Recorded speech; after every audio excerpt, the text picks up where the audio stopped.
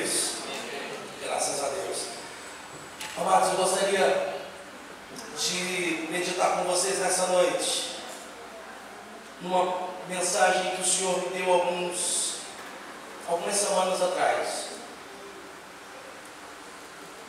Numa revelação que eu a considero, quando eu me deparei com esse texto, quando eu me deparei com essa história, quando eu recebi do Senhor essa iluminação, eu pude ter uma ideia do que é, na íntegra, uma verdadeira igreja. O que é, na sua essência, a igreja de Deus. Você pode olhar para mim e dizer, pastor, o que tem a ver esse texto aqui com a igreja?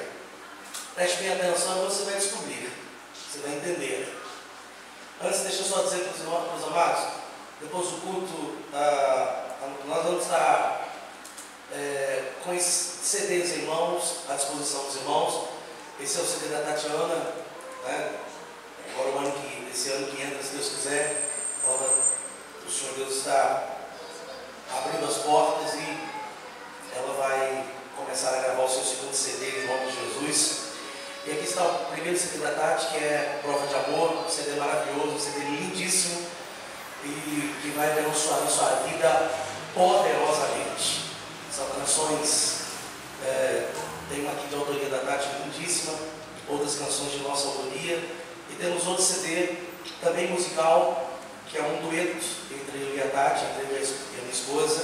É um CD com canções cristãs de cunho romântico, porque a gente palestra e ministra assim em diversos encontros de casais, e por isso o tema do CD é Encontro de Casais, que é uma canção lindíssima que o Senhor nos deu. E aqui tem 8 canções que eu faço dueto com a Tati, canções preciosas, abençoadoras, que vão tocar o seu coração e o coração do seu casamento, em nome de Jesus, tá? Ambos os CDs custam apenas R$10 e os irmãos podem adquirir, devem adquirir e podem então abençoar o nosso ministério, serem abençoados tremendamente.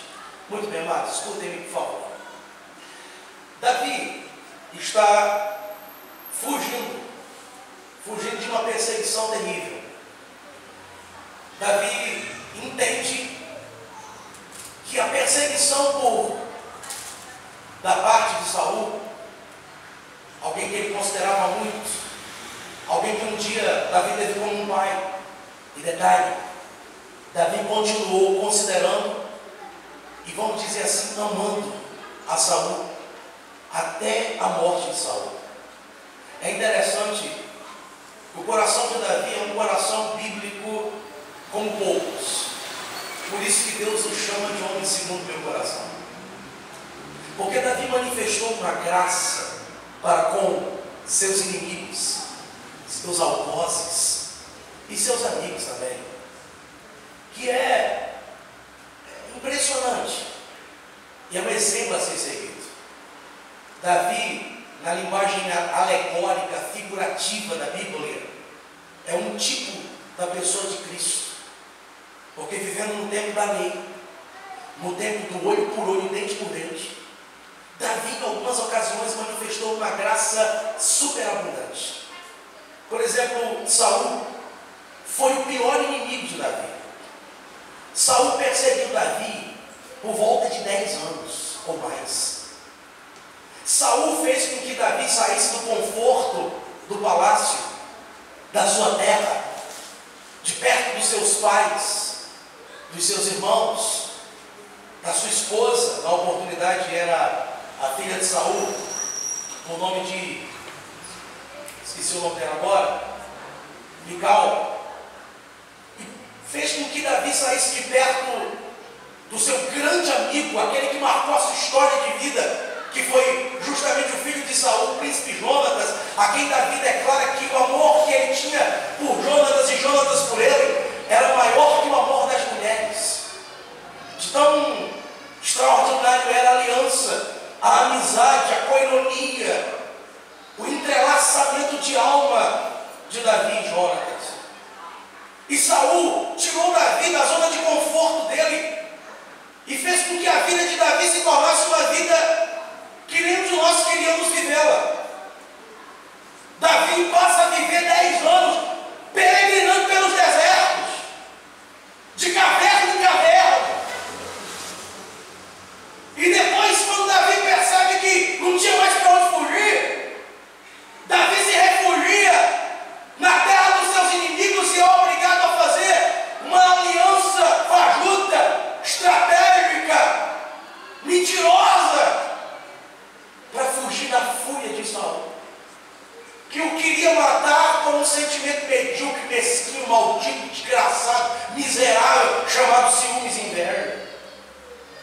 Mas mesmo assim, se você abre a sua Bíblia no livro de 2 Samuel, capítulo 1, quando Davi recebe a notícia da morte de Saul, Davi compõe um cântico de lamentação e dizendo assim: caiu em Israel um valente, chorai, filhas de Israel, por Saul, que vos vestiu de linho fino e de pura púrpura, porque ele era mais ligeiro que as águias e mais forte que o leão.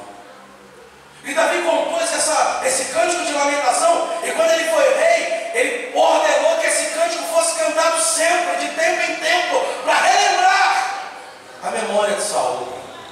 Você faria isso com o seu perseguidor? Faríamos isso com aquele que quer nos matar? Muito bem. Davi, então, agora nessa oportunidade, nesse episódio, entende que a perseguição de Saul estava clara. E Davi, refugiado por Jonatas, foge de perto de Saul, e Davi está então sozinho. Diga comigo, sozinho. Diga comigo, com fome, desarmado, carente e confuso. Ele foge. E para onde ele vai? Por isso que Davi era segundo o coração de Deus. Porque Davi tinha uma fome, uma sede de Deus, meu amigo pastor Márcio, que era um negócio assim inexplicável. Para onde Davi vai? O primeiro lugar que Davi se refugia chama-se Nob. Repete comigo esse nome que você vai gravar isso no seu coração. É Nob. E o que era Nob? Uma cidade montanhosa, aonde habitavam os sacerdotes. Repete para você decorar. Diga: Nob, cidade dos sacerdotes. Olha para onde Davi vai. Para a cidade dos sacerdotes, para a cidade dos homens de Deus, para a cidade onde existia homens que invocavam a presença de Deus, para a cidade dos intercessores, dos adoradores, dos homens que cuidavam da vida espiritual da nação, dos homens que jejuavam, que oravam, sacrificavam, que se santificavam e santificavam a nação. Para onde Davi se refugia? Para onde ele vai? Para a cidade onde estava a estola sacerdotal, aonde por ela consultava-se a Deus e Deus respondia. Para onde Davi vai? Para o lugar onde estava a tenda do Senhor. Agora escute-me, por favor. Quando Davi foge para essa cidade, ele foge porque ele entendia que era lá que ele iria receber guarida, apoio, acolhimento, aonde suas indagações, suas dúvidas, porque ele foi ungido por Deus aos 17 anos de idade, um pouco menos que isso, 16 anos de idade.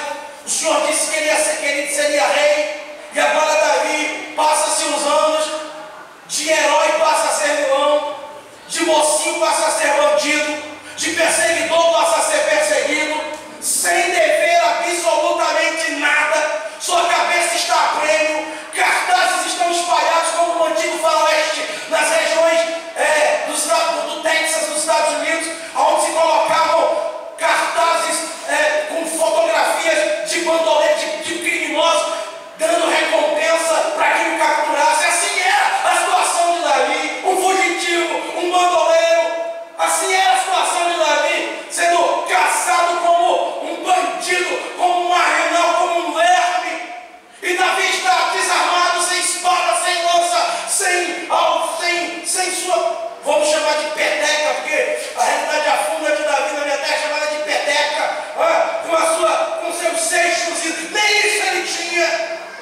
Davi está faminto, com fome, e Davi está cansado, e Davi está simplesmente vazio, triste, angustiado aos extremos. Por isso que ele retrata em alguns salmos dizendo assim, porque se você não sabia, 70% dos salmos são lamentações, 70% dos salmos são cânticos de dor, de homens que expressaram na escrita, na poesia, na música, seus piores momentos de angústia. E Davi escreveu a maioria dos salmos, e há um salmo que ele diz assim: meus ossos doem,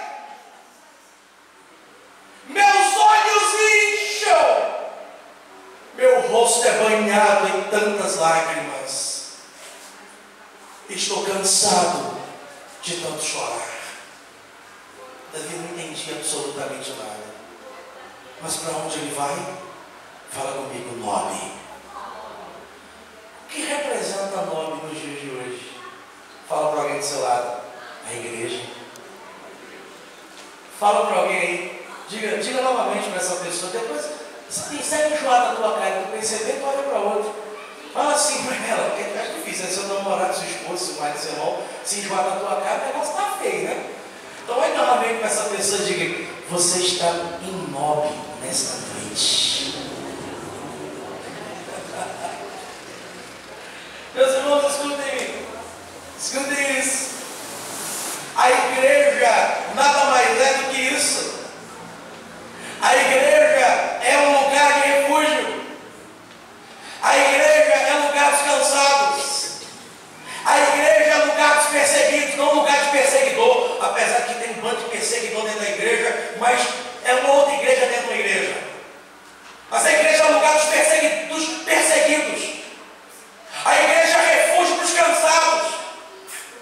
A igreja é guarida e sombra para os sedentos, para os que estão sendo queimados, cuja moleira, a cabeça está sendo tostada pelo sol causticante do deserto árido da vida.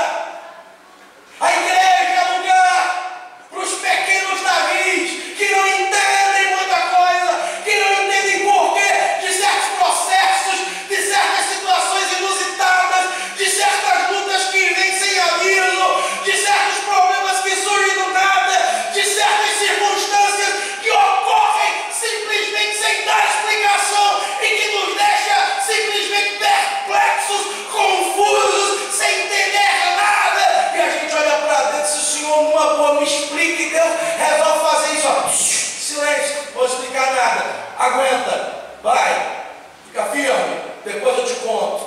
E esse depois eu te conto demora. E quando a gente se vê como Davi, meus amados, não existe outro lugar para corrermos, para irmos, para nos achegarmos, para nos lançarmos, nos atirarmos, senão na Nob de Deus, a igreja, onde há presença, onde há alegria, onde Ele habita, onde Ele está de braços abertos, sempre esperando aqueles que correm para Ele para os abraçar. Diga novamente para alguém do seu lado: você está na Nob de Deus esta noite.